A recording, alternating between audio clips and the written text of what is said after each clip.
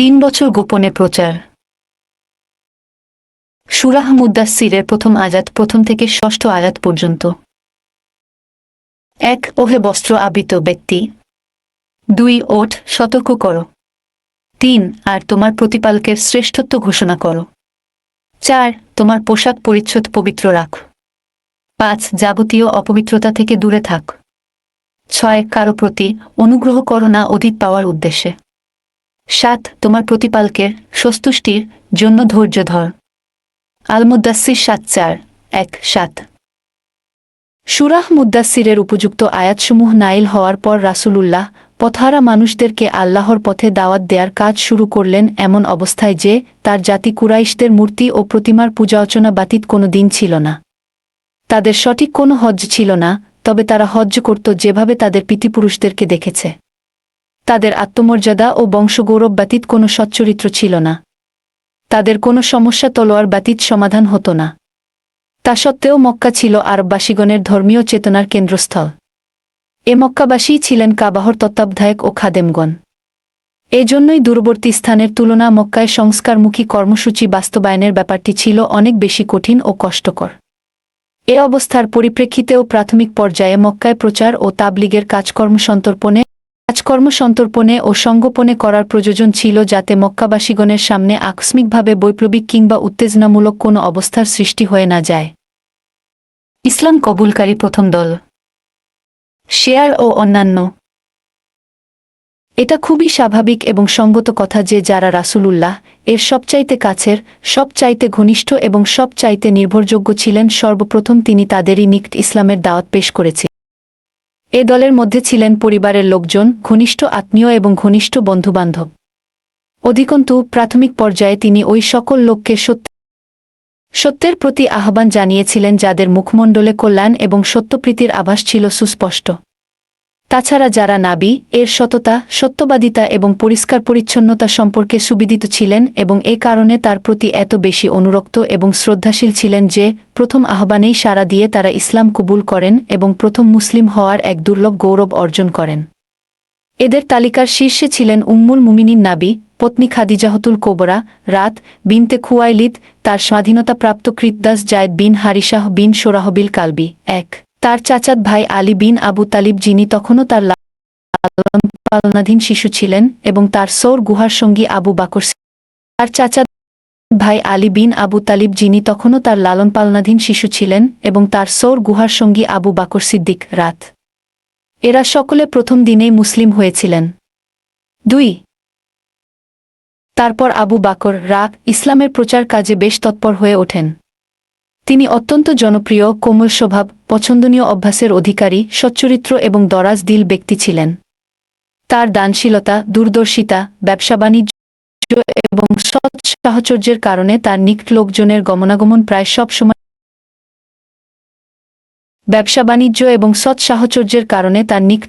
গমনাগমন প্রায় সব সময় লেগেই থাকত। পক্ষান্তরে তিনি তার নিকট আগমন ও প্রত্যাগমনকারী এবং আশপাশে বসবাসকারীগণের মধ্যে যাকে বিশ্বাসযোগ্য মনে করতেন তার সামনেই ইসলামের দাওয়াত পেশ করতেন। তার ঐকান্তিক প্রচেষ্টায় উসমান জোবায়ের আব্দুর রহমান বিন আউফ, সাদ বিন আবি ওয়াক্কাস এবং তালহাহ বিন ওবায়দুল্লাহ ইসলাম গ্রহণ করেন। এ মহাসম্মানিত ব্যক্তিবর্গই হচ্ছেন প্রথম মুসলিম জনগোষ্ঠী। প্রাথমিক অবস্থায় যারা ইসলাম গ্রহণ করেন বিলাল হাবশী ও ছিলেন সেই দলের অন্তর্ভুক্ত। এরপর ইসলাম কবুল করেন বনু হারিস বিন ফিহর গোত্রের আবু উবায়দাহ আমির বিন জাররাহ আবু সালামাহ বিন আব্দুল আসাদ মাখয়ুমি আরকবাম বিন আবিল আরকবাম উসমান বিন মায়ুন জুমাহি এবং তার দুভাই যথাক্রমে কুদামা এবং আবদুল্লাহ। উবায়দাহ বিন হারিস বিন মুত্তালিব বিন আবদে মানাফ, সাইদ বিন জায়েদ এবং তার স্ত্রী অর্থাৎ উমারের বোন ফাত্তিমাহ বিনতে খাব্বাব বিন আরাত তামিমি জাফর বিন আবু তালিব ও তার স্ত্রী আসমা বিনতে উমায়েস, খালিদ বিন সাইদ বিন আস আল উমাবি ও তার স্ত্রী আমিনা বিনতে খালাফ, অতঃপর তার ভাই আমর বিন সাইদ বিন আস, হাতিব বিন হারিস জুমাহি ও তার স্ত্রী ফাতিমাহ বিনতে মুখাল্লিল ও তার ভাই খাত্তাব বিন হারিস এবং তার স্ত্রী ফুকাইহাহ বিনতে ইয়াসার ও তার ভাই মামার বিন হারিস, মুত্তালিব বিন আয়হার জুহরি ও তার স্ত্রী রামলাহ বিনতে আবু আউফ, নাইম বিন আবদুল্লাহ বিন নুহাম আদবি এদরে সকলেই কুরাইশ ও কুরাইশের বিভিন্ন শাখা গোত্রের। কুরাইশ ব্যতীত অন্য গোত্র থেকে প্রাথমিক অবস্থায় ইসলাম গ্রহণকারীরা হলেন আবদুল্লাহ বিন মাসুদ, মাসুদ বিন রাবিয়াহ, আবদুল্লাহ বিন জাহশ আসাদি ও তার ভাই আহমদ বিন জাহশ, বিলাল বিন রিবাহ হাবশি, সুহাইব বিন সিনান রুমি, আম্মার বিন ইয়াসার আনসি, তার পিতা ইয়াসার ও তার মাতা সুমাইয়া এবং আমির বিন ফুহাইরাহ। উপরে উল্লেখিত ব্যক্তিবর্গ ছাড়াও প্রাথমিক পর্যায়ের মুসলমান মহিলাদের মধ্যে রয়েছেন উম্মু আয়মান বারাকাত হাবশি, উম্মুল ফয়েল লুবাবাতুল কুবরা বিনতে হারিস হিলালিয়াহ, আব্বাস বিন আব্দুল মুত্তালিবের স্ত্রী, আসমা বিনতে আবু বকর সিদ্দিক রা। উপরে উল্লেখিত ব্যক্তিবর্গ প্রথম পর্যায়ের ইসলাম গ্রহণকারী হিসেবে প্রসিদ্ধ। বিভিন্নভাবে অনুসন্ধান ও গবেষণার মাধ্যমে প্রকাশিত হয়েছে যে প্রথম পর্যায়ের ইসলাম গ্রহণকারীর গুণে গুণান্বিতদের সংখ্যা পুরুষ মহিলা মিলে ৩৩০ জন। তবে এটা অকাট্যভাবে জানা যায়নি যে তারা সকলেই প্রকাশ্যে দাওয়াত চালু হওয়ার পূর্বেই ইসলাম গ্রহণ করেছিলেন নাকি ইসলামের দাওয়াত প্রকাশ্যভাবে চালু হওয়া পর্যন্ত তাদের কেউ ইসলাম গ্রহণে বিলম্ব করেছিলেন। সালাত বা প্রার্থনা। প্রাথমিক পর্যায়ে যে সকল আয়াত অবতীর্ণ হয় তাতে নামাজের নির্দেশনা বিদ্যমান ছিল। ইবনে হাজার বলেন যে নাবী কারিম এবং তার সাহাবাগণ মিরাজের ঘটনার পূর্বে অবশ্যই সালাত পড়তেন। তবে ৫ ওয়াক্ত সালাত ফরজ হওয়ার পূর্বে সালাত ফরজ ছিল কি ছিল না সে ব্যাপারে মতবিরোধ রয়েছে। কেউ বলে থাকেন যে সূর্যের উদয় এবং অস্ত যাওয়ার পূর্বে একটি করে সালাত ফরজ ছিল। হারিস বিন উসামাহ ইবনে লাহিয়ার মাধ্যমে বর্ণনাকারীদের মিলিত পরম্পরা সূত্রের বরাতে জায়েদ বিন হারিসাহ বর্ণনা করেছেন যে রাসূলুল্লাহ এর নিকট যখন প্রথম ওহী অবতীর্ণ হল তখন জিব্রাইল আগমন করলেন এবং তাকে অজুর পদ্ধতি শিক্ষা দিলেন। যখন অজু শেখা সমাপ্ত হল তখন এক চুল্লি পানি লজ্জাস্থানে ছিটিয়ে দিলেন। ইবনে মাজাহ এ মর্মে হাদিস বর্ণনা করেছেন। বারা বিন আইব এবং ইবনে আব্বাস হতেও ওই ধরনের হাদিস বর্ণিত হয়েছে। ইবনে আব্বাস হতে বর্ণিত হাদিসে এ কথারও উল্লেখ রয়েছে যে সালাত প্রাথমিক ফরজকৃত কর্তব্যসমূহের অন্তর্ভুক্ত ছিল। ১ ইবনে হিশামের বর্ণনায় এ কথা রয়েছে যে নাবী কারিম এবং সাহাবিগণ সালাতের সময় ঘাটিতে চলে যেতেন এবং গোত্রীয় লোকজনদের দৃষ্টির আড়ালে গোপনে সালাত আদায় করতেন। আবু তালিব এক দফা নাবী কারিম এবং আলীকে সালাত আদায় করতে দেখেন এবং জিজ্ঞাসা করে প্রকৃত বিষয়টি অবগত হলে এর উপর দৃঢ় থাকার পরামর্শ প্রদান করেন। ২ প্রথম পর্যায়ের মুসলমানগণ এসব ইবাদত করতেন। সালাত সংশ্লিষ্ট ইবাদত ব্যতীত অন্য কোনো ইবাদত বা আদেশ নিষেধের কথা জানা যায় না। সে সময়কার ওহীতে মূলত সেসব বিষয় বর্ণিত হয় যা বিভিন্নভাবে তাওহীদের বর্ণনা, তাদেরকে আত্মশুদ্ধির প্রতি উৎসাহিতকরণ, উন্নত চরিত্র গঠনে উদ্বুদ্ধকরণ, জান্নাত জাহান্নামের বর্ণনা যেন তা চোখের সামনে উদ্ভাসিত হয়ে ওঠে, অন্তরাত্মা পরিশুদ্ধকরণে প্রজ্ঞাপূর্ণ উপদেশ যা অন্তরের খোরাক হয়, ঈমানদারদের তৎকালীন মানব সমাজ থেকে সম্পূর্ণ পৃথক এবং ভিন্নতর এক পরিবেশে পরিভ্রমণ করাতে থাকে। এভাবে ৩ বছর অতিক্রান্ত হয় কিন্তু ইসলামের দাওয়াত গুটিকিয়েক ব্যক্তির মধ্যেই সীমাবদ্ধ ছিল। রাসূল ও তা লোকসমাজে প্রকাশ করতেন না। তবে কুরাইশরা ইসলামের খবর জানত ও মক্কাতে ইসলামের কথা ছড়িয়ে পড়ে এবং লোকসমাজে এর মৃদু গুঞ্জন চলতে থাকে। আবার কেউ একে ঘৃণাও করত এবং মুমিনদের সাথে শত্রুতা ভাব দেখাত। তবে সামনাসামনি কিছু বলত না যতক্ষণ পর্যন্ত না রাসূলুল্লাহ তাদের দ্বীনধর্মে হস্তক্ষেপ করতেন এবং তাদের ভিত্তিহীন ও মনগড়া ইলাহ মূর্তিসমূহের সমালোচনা না করতেন। প্রকাশ্য দাওয়াতের প্রথম আদেশ।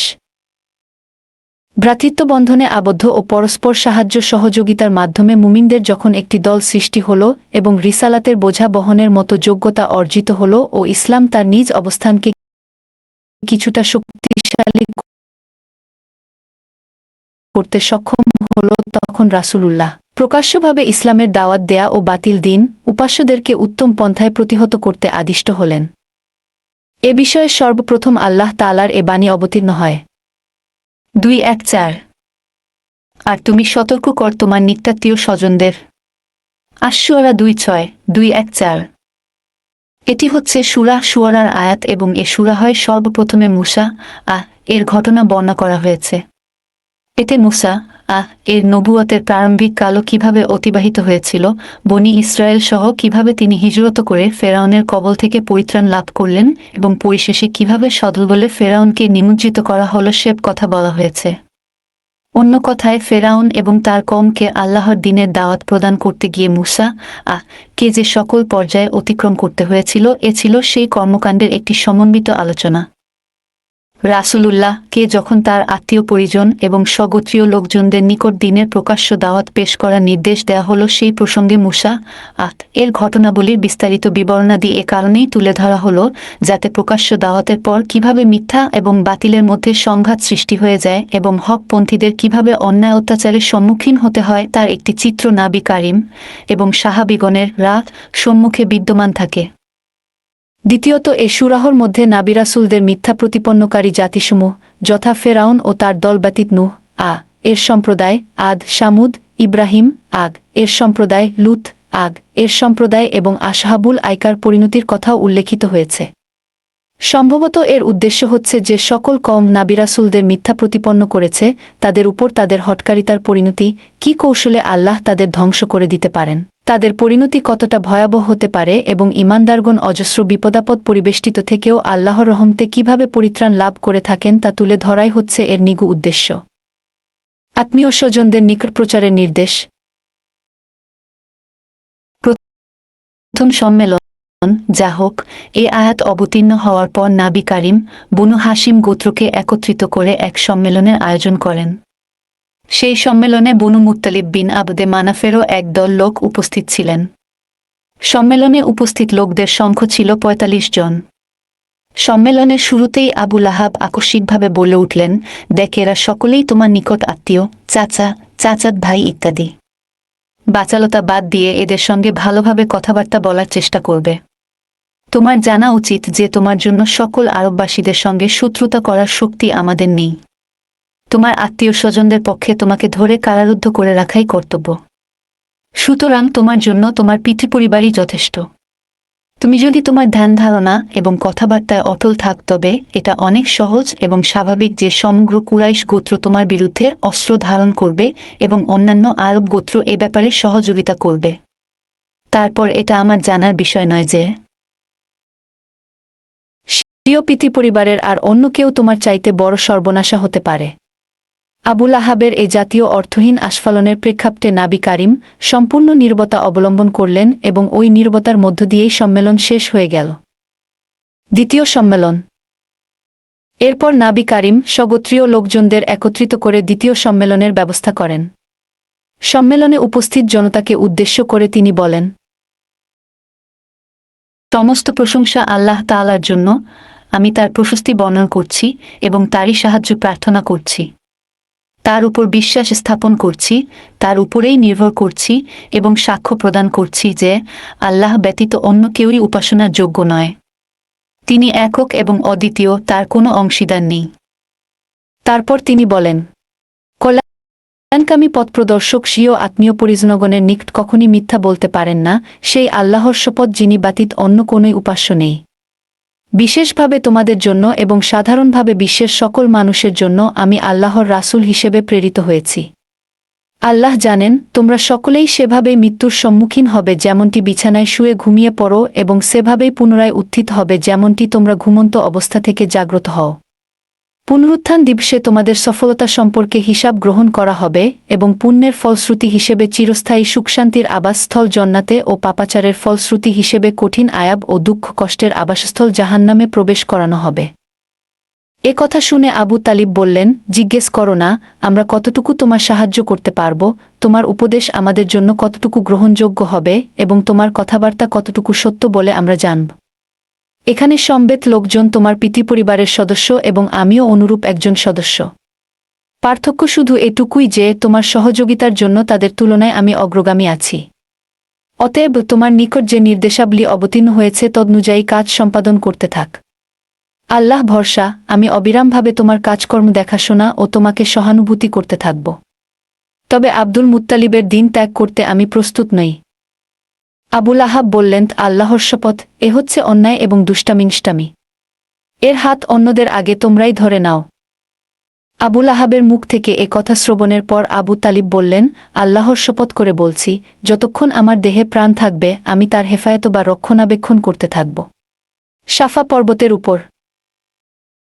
যখন নাবী কারিম খুব ভালোভাবে নিশ্চিত হলেন যে আল্লাহর দিন প্রচারের অন্তর্বর্তীকালীন সময়ে আবু তালিব তাকে সাহায্য করবেন, তখন এক দিবস তিনি সাফা পর্বত শিখরে আরোহণ করে জনসাধারণকে আহ্বান করলেন, হায় প্রাতিকাল ১ বলে তা শ্রবণ করে কুরাইশ গোত্রের লোকেরা সেখানে যখন সমবেত হলেন তখন তিনি সকলকে লক্ষ্য করে আল্লাহর একত্ববাদ, স্বীয় নবুয়ত এবং পরকালীন জীবনের উপর বিশ্বাস স্থাপনের জন্য অত্যন্ত মর্মস্পর্শী ভাষায় সকলকে আহ্বান জানালেন। এ ঘটনার এক অংশ সহিহুল বুখারীতে ইবনে আব্বাস কর্তৃক এইভাবে বর্ণিত হয়েছে।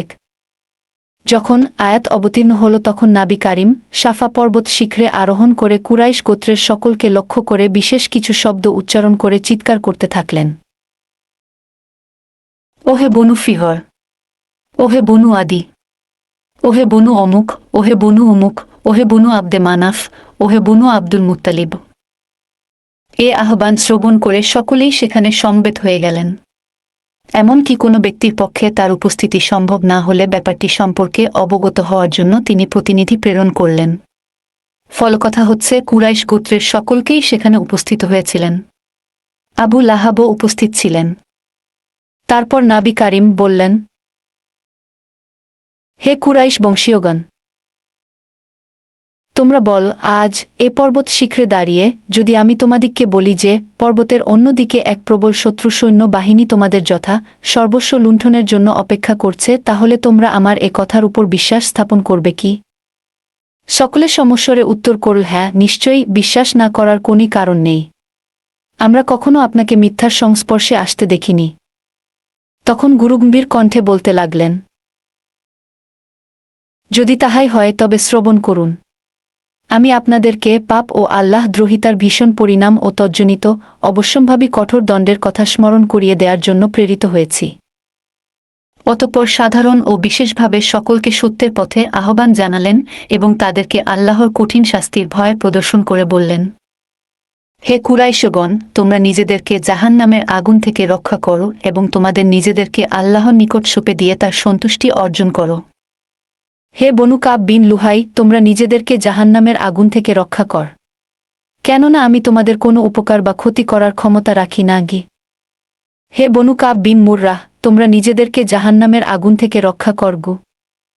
হে বনু কুসাই সম্প্রদায়, তোমরা নিজেদেরকে জাহান্নামের আগুন থেকে রক্ষা করো, কেননা আমি তোমাদের কোনো উপকার বা ক্ষতি করার ক্ষমতা রাখি না। হে বনু আব্দে মানাফ সম্প্রদায়, তোমরা নিজেদেরকে জাহান্নামের আগুন থেকে রক্ষা কর, কারণ আমি আল্লাহর নিকট তোমাদের উপকার বা অপকার কিছুরই মালিক নই। আমি আল্লাহর নিকট তোমাদের জন্য কোনো উপকারে আসব না গি। হে বনু আব্দে শামস, তোমরা নিজেদেরকে জাহান্নামের আগুন থেকে বাঁচাও। হে বনু হাসিম, তোমরা নিজেদেরকে জাহান্নামের আগুন থেকে বাঁচাও। হে বনু আব্দুল মুত্তালিব সম্প্রদায়, তোমরা নিজেদেরকে জাহান্নামের আগুন থেকে বাঁচাও, কারণ আমি তোমাদের উপকার বা অপকার কিছুরই মালিক নই। আমি আল্লাহর নিকট তোমাদের জন্য কোনো উপকারে আসব না। আমার নিকট থেকে তোমরা ইচ্ছমতো কোনো সম্পদ চেয়ে পার, কিন্তু আমি আল্লাহর নিকট তোমাদের জন্য কোনো উপকারে আসব না গিয়ে। হে বনু আব্বাস বিন আব্দুল মুত্তালিব, আমি আল্লাহর নিকট তোমাদের জন্য কোনো উপকারে আসব না গিয়ে। হে সাফিজাহ বিনতে আব্দুল মুত্তালিব, রাসূলুল্লাহ এর ফুফু, আমি আপনার জন্য আল্লাহর নিকট কোনো উপকারে আসব না। হে বনু হে ফাতিমাহ বিনতে মুহাম্মদ, তুমি নিজেকে দৈব থেকে বাঁচাও, কারণ আমি আল্লাহর নিকট তোমাদের উপকারপকার কিছুরই মালিক নই। আমি তোমার জন্য আল্লাহর নিকট কিছুই করতে পারব না। তবে তোমাদের সাথে আমার যে আত্মীয়তা রয়েছে তা আমি দুনিয়াতে অবশ্যই আর্দ্র রাখব, অর্থাৎ যথাযথভাবে আত্মীয়তা বজায় রাখব। যখন এ ভীতি প্রদর্শনমূলক বক্তব্য শেষ হল, সম্মেলন ভেঙে গেল ও লোকজন যার যার মতো চলে গেল, কেউ কোনো প্রতিবাদ করল না। কিন্তু আবুল আহাব মন্দ উদ্দেশ্য নিয়ে নাবি এর নিকটে এসে বলে উঠলেন, তোর সর্বনাশ হোক, এজন্য কি তুই এখানে আমাদেরকে সমবেত করেছিস? এর ফলশ্রুতিতে আয়াতে কারিমা অবতীর্ণ হল, 2:1 আবুল আহাবের হাত ধ্বংস হোক। আলমাসাদ 1:1 এভাবে উচ্চকণ্ঠে আহ্বানের উদ্দেশ্য ছিল দিনের দাওয়াতের বাণী পৌঁছে দেয়া। এর মাধ্যমে রাসূল তার নিকটস্থ লোকেদের মাঝে এটা পরিষ্কার করলেন যে তার রেসালাতকে সত্যায়ন করার অর্থই হল রাসূল এবং তাদের মধ্যে একটা সৌহার্দ্যপূর্ণ জীবনের সূত্রপাতকরণ। আর আরবে যে আত্মীয় সম্বন্ধের যে মজবুত ভিত্তি রয়েছে তা আল্লাহর পক্ষ থেকে আসা সতর্কবাণীর তুলনায় নিতান্তই নগণ্য। এর প্রতিধ্বনি মক্কার অলিগলিতে পৌঁছেইনি এমন সময় নাইল হল। কাজেই তোমাকে যে বিষয়ের হুকুম দেয়া হয়েছে তা জোরে সোরে প্রকাশ্যে প্রচার কর, আর মুশরিকদের থেকে মুখ ফিরিয়ে নাও। আল হিজর 9:4 এ আয়াত অবতীর্ণের পর রাসূলুল্লাহ মুশরিক সমাজে ও অলিগলি ঘুরে ঘুরে প্রকাশ্যভাবে দাওয়াত দেয়া শুরু করলেন। তাদের নিকট আল্লাহর কিতাব পড়ে শোনাতে থাকলেন, অন্যান্য রাসূলগণ যা দাওয়াত দিতেন তাই প্রচার করতে থাকলেন, অর্থাৎ, হে আমার সম্প্রদায়, তোমরা আল্লাহর ইবাদত কর, তিনি ছাড়া তোমাদের কোনো ইলাহ নেই কি, এবং দৃষ্টির সামনেই আল্লাহর ইবাদত করতে লাগলেন। অতঃপর তিনি প্রকাশ্য দিবালোকে কুরাইশ নেতাদের সম্মুখে কাবাহ প্রাঙ্গণে সালাত আদায় করতেন। তার দিনের দাওয়াত দ্রুত ছড়িয়ে পড়তে লাগল এবং একের পর এক লোকজন শান্তির ধর্ম ইসলামে দীক্ষিত হতে থাকলেন।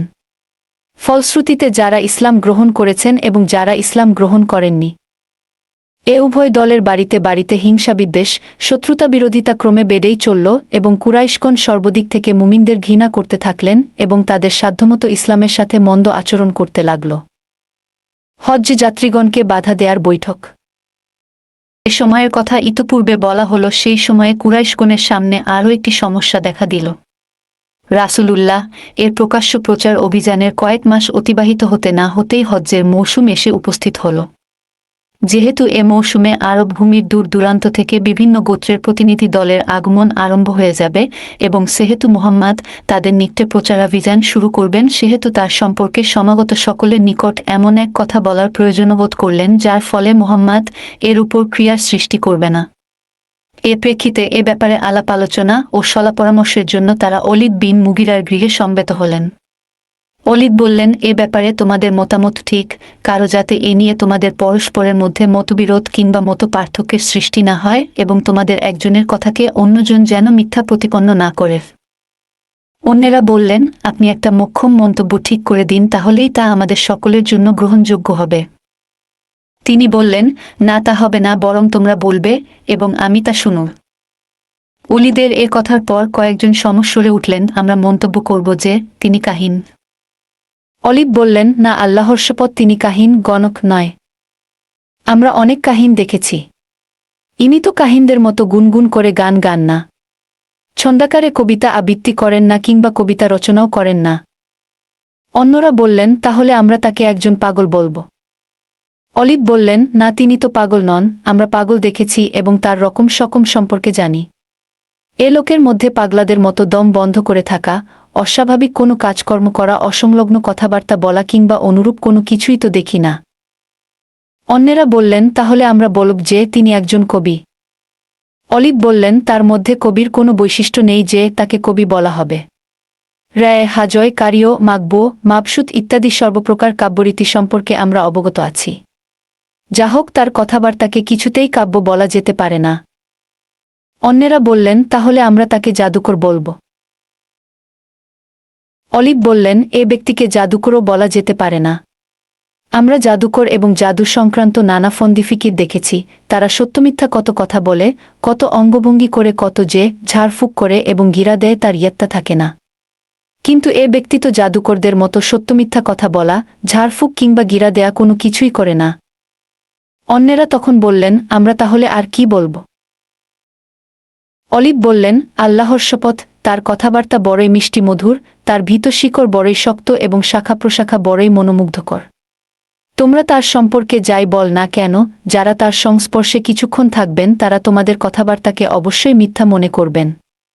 তারপর কিছুক্ষণ ভেবে নিয়ে পুনরায় তিনি বললেন, তার সম্পর্কে যদি কিছু বলতেই হয় তাহলে খুব জোর জাদুকর বলতে পারো। তার এটা কিছুটা উপযোগী বলে মনে হতে পারে। তিনি এমন সব কথা উত্থাপন করেছেন যা জাদু বলেই মনে হয়। তিনি পিতাপুত্রের মধ্যে, স্বামী স্ত্রীর মধ্যে, ভাই ভাইয়ের মধ্যে, গোত্রে গোত্রে, আত্মীয় স্বজনদের মধ্যে বিভেদ সৃষ্টি করে দিয়েছেন। শেষ পর্যন্ত তারা তাকে জাদুকর বলার সিদ্ধান্তে একমত হয়ে সেখান থেকে প্রস্থান করলেন। কোনো বর্ণনায় এ কথাও বলা হয়েছে যে ওলীদ যখন তাদের প্রস্তাব প্রত্যাখ্যান করে দিলেন তখন তারা বললেন, আপনি তাহলে আপনার গ্রহণযোগ্য অভিমত ব্যক্ত করুন। প্রত্যুত্তরে ওলীদ বললেন, আমাকে তবে কিছু চিন্তাভাবনা করার সুযোগ দাও। এরপর তিনি বহুক্ষণ ধরে চিন্তাভাবনা করতে থাকেন এবং উল্লেখিত অভিমত ব্যক্ত করেন। 2 এ ব্যাপারে ওলীদ সম্পর্কে সূরাহ মুদ্দাসিরের 1-6টি আয়াত 1-1-2-6 অবতীর্ণ হয়েছে। ছেড়ে দাও আমাকে তার সঙ্গে বোঝাপড়া করার জন্য, যাকে আমি এককভাবে সৃষ্টি করেছি। 1-2 আর তাকে ওয়ালিদ বিন মুগিরাহকে দিয়েছি অঢেল ধন সম্পদ। 1-3 আর অনেক ছেলে যারা সব সময় তার কাছেই থাকে।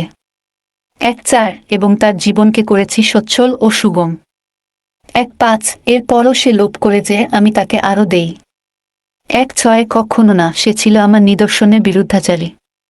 1:7 শীঘ্রই আমি তাকে উঠাব শাস্তির পাহাড়ে, অর্থাৎ তাকে দিব বিপদের উপর বিপদ। 1:8 সে চিন্তা ভাবনা করল এবং সিদ্ধান্ত নিল। 1:9 ধ্বংস হোক সে, কিভাবে সে কুরআনের অলৌকিকতা স্বীকার করার পরও কেবল অহমিকার বশবর্তী হয়ে নবুয়াতকে অস্বীকার করার সিদ্ধান্ত নিল। 2:0 আবারও ধ্বংস হোক সে, সে সিদ্ধান্ত নিল কিভাবে। 2:1 তারপর সে তাকালো। 2:2 তারপর ভ্রু কুঁচকালো আর মুখ বাঁকালো। 2:3 তারপর সে পিছনে ফিরল আর অহংকার করল। 2:4 তারপর বলল, এ তো জাদু ছাড়া আর কিছু নয়, এ তো পূর্বে থেকেই চলে আসছে। 2:5 এটা তো মানুষের কথা মাত্র। 2:6 শীঘ্রই আমি তাকে জাহান্নামের আগুনে নিক্ষেপ করব। আল মুদ্দাসসির 7:4 1:1 2:6 যার মধ্যে কয়েকটি আয়াতে তার চিন্তার ধরন সম্পর্কিত চিত্র তুলে ধরা হয়েছে। ঈর্ষাদ হয়েছে। 1:8 2:5 1:8 সে চিন্তা ভাবনা করল এবং সিদ্ধান্ত নিল। 1:9 ধ্বংস হোক সে, কিভাবে সে কুরআনের অলৌকিকতা স্বীকার করার পরও কেবল অহমিকার বশবর্তী হয়ে নবুয়াতকে অস্বীকার করার সিদ্ধান্ত নিল। 2:0 আবারও ধ্বংস হোক সে, সে সিদ্ধান্ত নিল কিভাবে। 2:1 তারপর সে তাকালো। 2:2 তারপর ভ্রু কুঁচকালো আর মুখ বাঁকালো। 2:3 তারপর সে পিছনে ফিরল আর অহংকার করল। 2:4 তারপর বলল, এ তো জাদু ছাড়া আর কিছু নয়, এ তো পূর্বে থেকেই চলে আসছে। 2:5 এটা তো মানুষের কথা মাত্র। আল মুদ্দাসসির 7:4 1:8 2:6 যা হোক, তারা যে সিদ্ধান্ত করলেন তা বাস্তবায়নের উদ্দেশ্যে এখন থেকে প্রস্তুতি গ্রহণ করতে থাকলেন। কিছু সংখ্যক কাফির মক্কায় আগমনকারী হজযাত্রীগণের পথের পাশে কিংবা পথের মোড়ে মোড়ে জটলা করে নাবি কারিম এর প্রচার এবং তাবলিগের ব্যাপারে যা ইচ্ছে তাই বলে হজযাত্রীগণকে বিভ্রান্ত করতে শুরু করলেন। নাবি কারিম সম্পর্কে তাদের সতর্ক করে দিয়ে তার সম্পর্কে বহু কিছু বলতে থাকলেন। 3 এসব ব্যাপারে আবু লাহাব অগ্রণী ভূমিকা পালন করেন। হজবের মৌসুমে হজব যাত্রীগণের শিবিরে এবং উকায়, মাজিন্নাহ ও জুলমাজায় বাজারে নাবি কারিম যখন আল্লাহর একত্ব এবং দিনের তাবলিগ করতেন তখন আবু লাহাব তার পিছন পিছন গিয়ে বলতেন, এর কথায় তোমরা কান দিও না, সে মিথ্যুক এবং বেদ্দিন হয়ে গিয়েছে। 4 এভাবে দৌড়ঝাঁপের ফল হল যে হজ্জ পালনের পর হাজিগণ যখন নিজ নিজ গৃহে প্রত্যাবর্তন করলেন তখন তারা রাসূলুল্লাহ সম্পর্কে ভালোভাবে অবগত হয়ে গৃহে প্রত্যাবর্তন করলেন। তাছাড়া তারা এ কথাও অবগত হয়ে গেলেন যে মুহাম্মদ নবুয়ত দাবি করেছেন। এভাবে হজরত যাত্রীগণের মাধ্যমেই নাবি কারিম এর নবুয়ত এবং ইসলামের প্রাথমিক কথাবার্তা সমগ্র আরব জাহানে বিস্তার লাভ করল।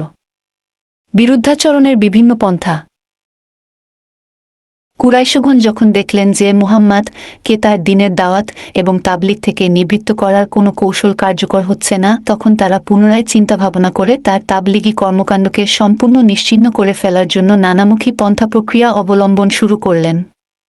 যে সকল পন্থা তারা অবলম্বন করলেন তা হচ্ছে যথাক্রমে: প্রথম পন্থা উপহাস, ঠাট্টা তামাশা, ব্যঙ্গবিদ্রূপ, মিথ্যা প্রতিপন্ন, অকারণ হাসাহাসি, শেয়ার ও অন্যান্য বিভিন্ন অবমাননাকর উক্তি ইত্যাদির মাধ্যমে নাবি কারিম কে তারা জর্জরিত এবং অতিষ্ঠ করে তুলতে চাইলেন। এর অন্তর্নিহিত উদ্দেশ্য ছিল মুসলিমগণকে সন্দেহপরায়ণ, বিপন্ন ও ব্যতিব্যস্ত করে তাদের উদ্যম ও কাজের স্পৃহাকে নষ্ট করে দেয়া। এ উদ্দেশ্যে মুশরিকগণ রাসূলুল্লাহ কে অশালীন অপবাদ এবং গালিগালাজ করতেও কুণ্ঠাবোধ করেননি। তারা কখনো তাকে পাগল বলেও সম্বোধন করতেন, যেমনটি ইরশাদ হয়েছে।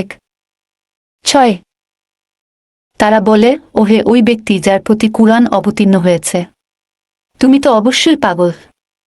আল হিজর 1:5-6 কখনো কখনো নাবি কে জাদুকর বলতো এবং মিথ্যার অপবাদও দিত, যেমনটি ইরশাদ হয়েছে। 4 আর তারা এ ব্যাপারে বিস্ময়বোধ করল যে তাদের কাছে তাদেরই মধ্য হতে একজন সতর্ককারী এসেছে। কাফিরগণ বলল, এটা একটা জাদুকর, মিথ্যুক। সদ 3:8-4 এ কাফিরগণ নাবি এর অগ্রভাগে ও পিছনে ক্রোধান্বিত এবং প্রতিহিংসাপরায়ণ দৃষ্টিভঙ্গি ও মনমানসিকতা নিয়ে ঘোরাফেরা করত। এ প্রসঙ্গে কুরআন মাজিদে ইরশাদ হয়েছে। 5:1 কাফিররা যখন কুরআন শুনে তখন তারা যেন তাদের দৃষ্টি দিয়ে তোমাকে আছড়ে ফেলবে। আর তারা বলে সে তো অবশ্যই পাগল। আলকবালাম 6:8-5:1।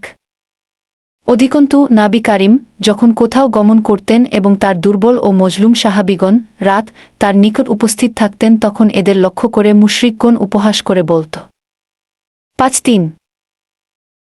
এরা কি সেই লোক আমাদের মধ্যে যাদেরকে আল্লাহ অনুগ্রহ করেছেন? আল্লাহ কি তার কৃতজ্ঞ বান্দাহদের সম্পর্কে অধিক অবগত নন? আলানাম 6:5-3। সাধারণত মুশরিকগণের অবস্থা তাই ছিল, যার চিত্র নিচের আয়াতসমূহে তুলে ধরা হয়েছে। 2:9-3-3। পাপাচারী লোকেরা দুনিয়ায় মুমিনদেরকে ঠাট্টা বিদ্রূপ করত। 3:0। আর তারা যখন তাদের পাশ দিয়ে অতিক্রম করত তখন পরস্পরে চোখ টিপে ইশারা করত। 3:1। আর তারা যখন তাদের আপনজনদের কাছে ফিরে আসত তখন মুমিনদেরকে ঠাট্টা করে আসার কারণে ফিরত উৎফুল্ল হয়ে। 3:2। আর তারা যখন মুমিনদেরকে দেখত তখন বলত, এরা তো এক্কেবারে গুমরাহ। 3:3। তাদেরকে তো মুমিনদের হিফায়তকারী হিসেবে পাঠানো হয়নি। আল-মুত্তাফফিফিন 8:3-2:9-3-3। মুশরিকদের উপহাস, ঠাট্টা বিদ্রূপ, হাসাহাসি ও বিভিন্নভাবে আঘাতের মাত্রা এর বাড়িয়ে দিল যে তা নাবি কে মর্মাহত করে তুল। এ ব্যাপারে আল্লাহ তাআলা ইরশাদ করেন,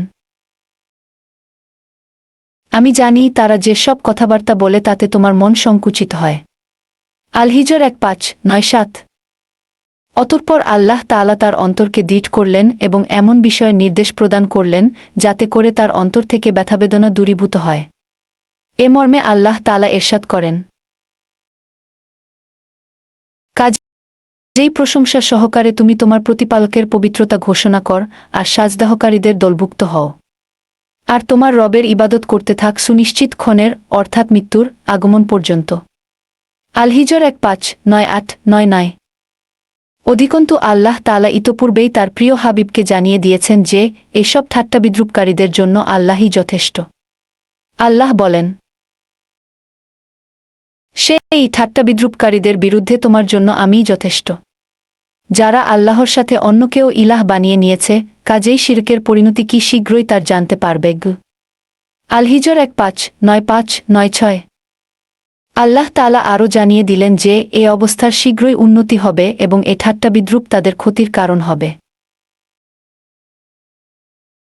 তোমার পূর্বেও রাসূলদেরকে ঠাট্টা বিদ্রূপ করা হয়েছে, অতঃপর জানিয়ে তারা ঠাট্টা বিদ্রূপ করত তাই তাদেরকে পরিবেষ্টন করে ফেলগু। আল-আনাম 6:1-0। দ্বিতীয় পন্থা, সংশয় সন্দেহের উস্কানি ও মিথ্যা দাওয়াতের মুখোশ উন্মোচন। নবী এর শিক্ষাদীক্ষার বিষয়াদির বিকৃত করে দেখানো, নবী এর শিক্ষাদীক্ষা সম্পর্কে জনমনে সন্দেহ ও সংশয় সৃষ্টি করা এবং মিথ্যা ও অপপ্রচার করা, নাবী এর শিক্ষাদীক্ষা, ব্যক্তিত্ব ইত্যাদি সব কিছুকে অর্থহীন ও আজেবাজে প্রশ্নের সম্মুখীন করা, এসবগুলো অনবরত এত অধিক পরিমাণে করা যাতে জনসাধারণ তার দিন প্রচারের দিকে ধীর স্থিরভাবে মনোযোগ দেয়া কিংবা চিন্তাভাবনা করার সুযোগ না পায়। মুশরিকগণ যেমন কুরআন সম্পর্কে বলেছেন, এসব অলীক স্বপ্ন রাত্রে তৈরি করে আর দিনে সে তিলাওয়াত করে, সে মিথ্যা উদ্ভাবন করেছে অর্থাৎ সে নিজের পক্ষ থেকে বানিয়েছে, এবং তারা এও বলে যে এক মানুষ তাকে মুহাম্মদ শাহ কে শিখিয়ে দেয়। আন-নাহল 1:03। তারা বলে, কাফিররা বলে, এটা মিথ্যে ছাড়া আর কিছুই নয়, সে তা অর্থাৎ কুরআন উদ্ভাবন করেছে এবং ভিন্ন জাতির লোক এ ব্যাপারে তাকে সাহায্য করেছে। আল-ফুরকান 2:5-4। তারা বলে এগুলো পূর্ব যুগের কাহিনী যা সে অর্থাৎ মুহাম্মদ লিখিয়ে নিয়েছে আর এগুলোই তার কাছে সকাল সন্ধ্যা শোনানো হয়। আল-ফুরকান 2:5-5। কখনো তারা বলতো যে কাহিনদের উপর যেমন জিন ও শয়তান নাইল তেমনি তার উপরও একজন জিন ও শয়তান নাইল হয়। একথার প্রতিবাদে আল্লাহ বলেন, তোমাদেরকে কি জানাবো কার নিকট শয়তানরা অবতীর্ণ হয়? তারা তো অবতীর্ণ হয় প্রত্যেকটি ঘোর মিথ্যাবাদী ও পাপীর নিকটকে। আশ-শুআরা 2:6-221-222। ওটা তো মিথ্যাবাদী পাপিষ্টের উপর নাইল হয়। তোমরা আমার মধ্যে কোনো মিথ্যাচার ও ফাসেকি পাও না। সুতরাং কুরআনকে কিভাবে তোমরা শয়তানের পক্ষ থেকে নাইলকৃত বলো? কখনো তারা নাবী সম্পর্কে বলতো তাকে এক প্রকার পাগলামিতে পেয়েছে, সে কিছু খেয়াল করে সে অনুযায়ী প্রজ্ঞাপূর্ণ শব্দ তৈরি করে যেমন কবিরা করে থাকে। তাদের কথার উত্তরে আল্লাহ তাআলা ইরশাদ করেন, তুমি কি দেখো না তারা বিভ্রান্ত হয়ে কল্পনার জগতে প্রত্যেক উপত্যকায় ঘুরে বেড়ায়? আর তারা বলে যা তারা করে না গি। আশ-শুআরা 2:6-225-226। আয়াতে কথিত গুণ 3টি কবিদের মধ্যে পাওয়া যায়, কিন্তু নাবী এর মধ্যে এগুলো অনুপস্থিত। অধিকন্তু তার অনুসারীগণ হলেন হিদায়াতপ্রাপ্ত, আল্লাহ ভীরু, সৎকর্মশীল, তাদের চরিত্রে, কাজে কর্মে সব ক্ষেত্রে তাদেরকে কোনো প্রকার বিভ্রান্ত স্পর্শ করেনি। নাবী কবিদের মতো উদ্ভ্রান্ত হয়ে ঘুরে বেড়ান না, বরং তিনি এক অদ্বিতীয় প্রতিপালক, একদিন এক পথের দিকে আহ্বান করেন। তিনি যা বলেন তা পালন করেন, যা বলেন না তা করেন না। তবে তিনি কিভাবে কবিদের অন্তর্ভুক্ত হতে পারেন, আর কবিদের সাথে তার তুলনায় বা কিভাবে দেয়া যায়? মুশরিকদের পক্ষে থেকে ইসলাম, কুরআন ও নাবী এর উপর আরোপিত প্রত্যেক সন্দেহের ক্ষেত্রে এভাবে সন্তোষজনক উত্তর দান করা হয়। মুশরিকরা সবচেয়ে বেশি সন্দেহে ছিল প্রথমত তাওহীদ বিষয়ে, দ্বিতীয়ত মুহাম্মাদ এর নবুয়াত রিসালাতে, তৃতীয়ত মৃতদের পুনরুজ্জীবিত হওয়া ও কিয়ামত দিবসে হাশরের ময়দানে একত্রিত হওয়া নিয়ে। কুরআন তাওহীদ বিষয়ে তাদের সকল প্রকার সন্দেহের যথোপযুক্ত জবাব তো দিয়েছেই, বরং অনেক ক্ষেত্রে বেশি ও বিস্তারিত আকারে আলোচনা করেছে যাতে কোনো সন্দেহের অবকাশ না থাকে। শুধু তাই নয়, তাদের বাতিল মাবুদের অসারতা সম্পর্কে এত বেশি সমালোচনা করেছে যে এ বিষয়ে আর কোনো আলোচনার অবকাশ নেই। সম্ভবত দিন ইসলাম বিষয়ে তাদের ক্রোধাক্রোশের পরিমাণ এত বেশি। রাসূলুল্লাহ এর আল্লাহ ভীতি, তার মহৎ উদ্দেশ্য, আমানতদারিতা এবং তার নবুয়াত সত্য বলে জানা সত্ত্বেও কাফিরদের সন্দেহের কারণ এই যে তারা বিশ্বাস করত নবুয়াত রিসালত এমনই বড় ও মর্যাদাপূর্ণ পদ যে তা কোনো মানুষের হাতে অপন করার মতো নয়। সুতরাং তাদের আকবিদা বিশ্বাস মতে যেমন কোনো মানুষ রাসূল হতে পারেন না, তেমনি কোনো রাসূল কখনো মানুষ হতে পারেন না। ফলে রাসূলুল্লাহ যখন তার নবুয়াতের ঘোষণা দিলেন আর মানুষদেরকে আহ্বান জানালেন সব উপাস্যকে পরিত্যাগ করে এক আল্লাহর প্রতি ঈমান আনয়ন করতে, তাদের বিবেক পেরেশান ও হতবাক হল এবং তারা বলে উঠল, এ কেমন রসূল যে খাবার খায় আবার হাট বাজারে চলাফেরা করে? তার কাছে ফেরেশতা অবতীর্ণ হয় না কেন যে তার সঙ্গে থাকত সতর্ককারী হয়ে? আল ফুরকান 2:5-7। তার বলে, মুহাম্মদ তো মানুষ। আল্লাহ কোনো মানুষের কাছে কোনো কিছুই অবতীর্ণ করেননি গে। আলানাম 6:9-1। তাদের এ দাবি খণ্ডন করে আল্লাহ তাআলা ইরশাদ করেন, তাহলে ওই কিতাব কে অবতীর্ণ করেছিলেন যা নিয়ে এসেছিলেন মূসা, যা ছিল মানুষের জন্য আলোকবর্তিকা ও সঠিক পথের দিকদিশারি গু। আলানাম 6:9-1। অথচ তারা জানে যে আল্লাহর নাবী মূসা ও মানুষ ছিলেন। তাছাড়া পূর্ববর্তী নাবী রাসূলকেই তার জাতি অস্বীকার করে বলত, তুমি আমাদেরই মতো মানুষ বই তো নও। তাদের রসূলগণ তাদেরকে বলেছিল, যদিও আমরা তোমাদের মতোই মানুষ ব্যতীত নই, কিন্তু আল্লাহ তার বান্দাহদের মধ্যে যার উপর ইচ্ছে অনুগ্রহ করেন গু। ইব্রাহিম 1:4-10-11। সুতরাং নাবী রাসূল তো মানুষই হয়ে থাকে, আর রেসালাত ও মানবত্ব এ উভয়ের কোনো তফাৎ নেই। অধিকন্তু তাদের জানা রয়েছে যে ইব্রাহিম, ইসমাইল, মূসা আলাইহিমুসসালাম তারা সকলেই মানুষ ও নাবী ছিলেন, যে ব্যাপারে তাদের সন্দেহের কোনো সুযোগ নেই। কাজেই তারা বলে, আল্লাহ এই দরিদ্র ইয়াতীম ব্যতীত আর রিসালাতের দায়িত্ব দেওয়ার মতো আর কাউকে পেলেন না যে তাকেই রাসূল করে পাঠাতে হবে। আল্লাহ তাআলা মক্কার বড় জাদরেল নেতাদের না বানিয়ে এই ইয়াতীমকেই রাসূল মনোনীত করলেন। আর তারা বলে, এই কুরআন কেন অবতীর্ণ করা হলো না দু জনপদের কোনো প্রতিপত্তিশালী ব্যক্তির উপর? আয-যুখরুফ 4:3-1। আল্লাহ তাআলা তাদের যুক্তি খণ্ডন করে বলেন, তারা কি তোমার প্রতিপালকের রহমত বন্টন করে? আয-যুখরুফ 4:3-2। অর্থাৎ নিশ্চয়ই ওহী আল্লাহ তাআলার এক বিশেষ রহমত। নবুয়াতের দায়িত্ব কার উপর অর্পণ করবেন তা আল্লাহ ভালোভাবেই অবগত। আলানাম 6:1-2-4। আল্লাহ তাআলার পক্ষ হতে তাদের অমূলক সন্দেহের দাঁতভাঙ্গা পেয়ে উপায়ান্তর না দেখে তারা আরেকটি বিষয়ের সন্দেহ পোষণ করল, তা হল তারা বলল, রাসূলগণ হবেন দুনিয়ার রাজা বাদশাহ, তারা থাকবেন শত শত গোলাম ও পরিচারক বৃন্দ দ্বারা পরিবেষ্টিত, তাদের জীবন হবে অত্যন্ত জাঁকজমকপূর্ণ ও শান-শওকতপূর্ণ, তাদেরকে দেয়া হবে জীবন জীবিকার প্রাচুর্যতা। আর মুহাম্মদ এর কি রয়েছে? সে জীবন ধারণের সামান্য বস্তুর জন্য বাজারে যায়, আবার সে দাবি করে যে সে কিনা আল্লাহ তাআলার প্রেরিত রাসূল। তারা বলে, এ কেমন রসূল যে খাবার খায় আর হাট বাজারে চলাফেরা করে? তার কাছে ফেরেশতা অবতীর্ণ হয় না কেন যে তার সঙ্গে থাকত সতর্ককারী হয়ে? কিংবা তাকে ধনভাণ্ডার দেয়া হয় না কেন, অথবা তার জন্য একটা বাগান হয় না কেন যা থেকে সে আহার করত? জালিমরা বলে, তোমরা তো এক জাদুগ্রস্ত লোকেরই অনুসরণ করছ। আল ফুরকান 2:5-7-8। তাদের এ ভিত্তিহীন ও অমূলক সন্দেহের উপযুক্ত জবাব দেয়া হয়েছে, অর্থাৎ আল্লাহর পক্ষ নবিরাসুল প্রেরণের মহা উদ্দেশ্য হল আল্লাহর সুমহান বাণীকে ছোটবড়, ধনী দরিদ্র, সবল দুর্বল, ইতর ভদ্র, স্বাধীন বা দাস নির্বিশেষে সকল শ্রেণীর মানুষের নিকট পৌঁছে দেয়া। আর যদি ওইসব নাবী রাসূল খুব শান-শৌকতপূর্ণ জীবনযাপন করেন, পরিবেষ্টিত থাকেন অসংখ্য খাদেম ও পরিচারক দ্বারা যে রমক রাজা বাদশাদের ক্ষেত্রে হয়ে থাকে, তবে তো দুর্বল ও দরিদ্র শ্রেণীর জনগণ তার ধারে কাছে পৌঁছতেও পারবে না এবং তার নবুয়াত রিসালত থেকে কোনো উপকারও লাভ করতে পারবে না। অথচ এরাই হচ্ছে পৃথিবীর সংখ্যাগরিষ্ঠ জনগোষ্ঠী। ফলে রিসালতের মহৎ উদ্দেশ্য ব্যাহত তো হবেই, উপরন্তু উপযুক্ত উদ্দেশ্য পূরণ হবে না। আর তারা যে মৃত্যুর পর পুনথানের বিষয়ে অস্বীকার করে তা তাদের এ বিষয়ে আশ্চর্যতাবোধ, বেমানান মনে হওয়া ও জ্ঞানের সীমাবদ্ধতা ছাড়া আর কিছুই নয়। তাই তারা বলে, আর আমাদের পূর্বপুরুষদেরকেও উঠানো হবে? আমরা যখন মরব এবং মাটি ও হাড়ে পরিণত হব, তখনও কি আমাদেরকে আবার জীবিত করে উঠানো হবে? আস-সাফাত 3:7-1-6-1-7। তারা এও বলে যে এই ফিরে যাওয়াটা তো বহু দূরের ব্যাপার। কফ 5:0-3। তারা নিতান্ত একটা অদ্ভুত বিষয় সাব্যস্ত করে বলে। কাফিরগণ বলে, তোমাদেরকে কি আমরা এমন একজন লোকের সন্ধান দেব যে তোমাদেরকে খবর দেয় যে তোমরা ছিন্ন ভিন্ন হয়ে গেলেও তোমাদেরকে নতুনভাবে সৃষ্টি করা হবে? সে আল্লাহ সম্পর্কে মিথ্যে বলে, না হয় সে পাগল। বস্তুত যারা আখিরাতে বিশ্বাস করে না তারাই শাস্তি এবং সুদূর গুমরাহিতে পড়ে আছে।